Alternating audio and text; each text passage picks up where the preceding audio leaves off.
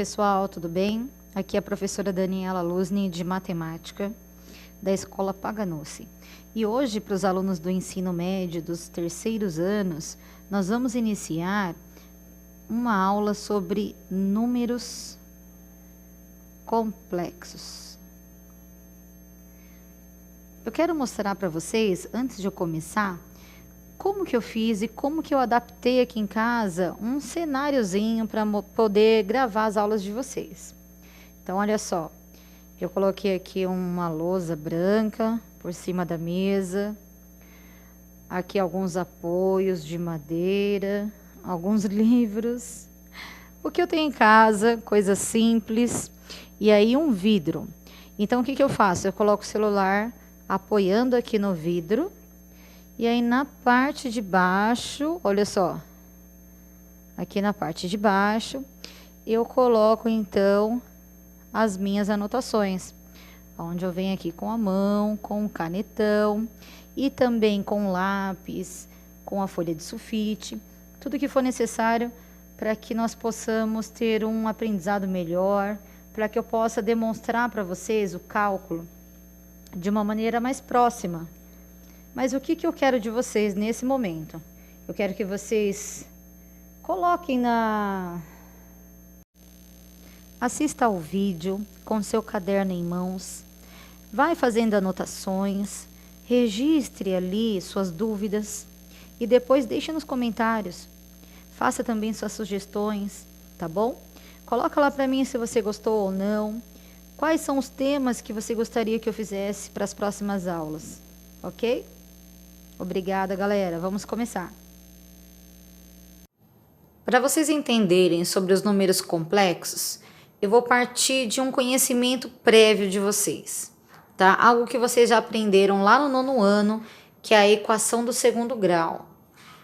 Então, vamos lá. X ao quadrado menos 6x mais 10 é igual a 0. Então, aqui nós temos que identificar na equação do segundo grau os valores de A, B e C. Lembra lá no nono ano, no finalzinho do ensino fundamental?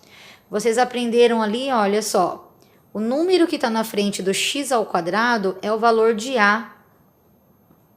Como não aparece nada, nós sabemos que é 1. O número que está na frente do x é o valor de B. Então, B vale menos 6. E o número que não tem x, que é aquele termo independente, não depende do valor de x, ele, nesse caso, vale 10. E aí, para nós resolvermos a equação, nós vamos utilizar a fórmula de Bhaskara, onde diz que x ao quadrado é igual a menos b, mais ou menos a raiz quadrada de b ao quadrado menos 4, vezes a vezes c, tudo dividido por 2 vezes a. Aquela fórmula que vocês conhecem, fizeram bastante. Agora, o que a gente tem que fazer? A gente tem que pensar o seguinte, temos B, temos A, C, A. Todos esses valores nós já colocamos aqui ao lado para poder auxiliar.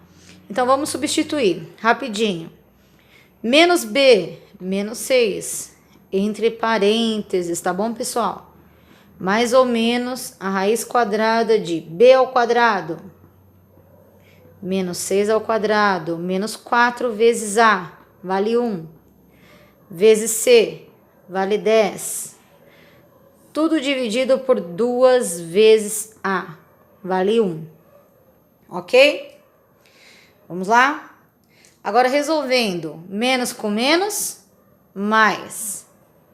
X é igual a mais 6, mais ou menos, o que dá dentro da raiz? 6 ao quadrado dá 36, menos com menos vai dar mais. Menos 4 vezes 1 vezes 10 vai dar menos 40. Tudo dividido por 2 vezes 1, 2. X é igual, então, a 6, mais ou menos a raiz quadrada. Quanto que é 36 menos 40? menos 4. Tudo dividido por 2. Agora vamos pensar. Eu cheguei no ponto onde eu queria mostrar para vocês o seguinte. Lá no 9º ano, quando nós chegamos numa resolução onde a equação do 2º grau dava uma raiz quadrada negativa, qual seria a resposta de vocês? Ah, professor ou professora, não tem solução. Por quê? Porque dentro do conjunto dos números reais não existe a raiz quadrada negativa. E a partir de agora, o que eu quero explicar para vocês é que realmente não existe uma raiz quadrada negativa dentro do conjunto dos números reais. Mas é possível resolver sim, dentro do conjunto dos números complexos, que é o tema da nossa aula. Então, o que eu quero explicar para vocês é que a partir de agora, quando aparecer a raiz quadrada negativa, vocês vão poder resolver a partir dos números complexos, tá legal? Então, ok. Pensem comigo, olha.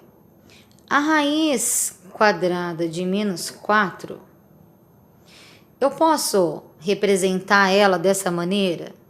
Raiz quadrada de 4 vezes a raiz quadrada de menos 1? Sim, eu posso.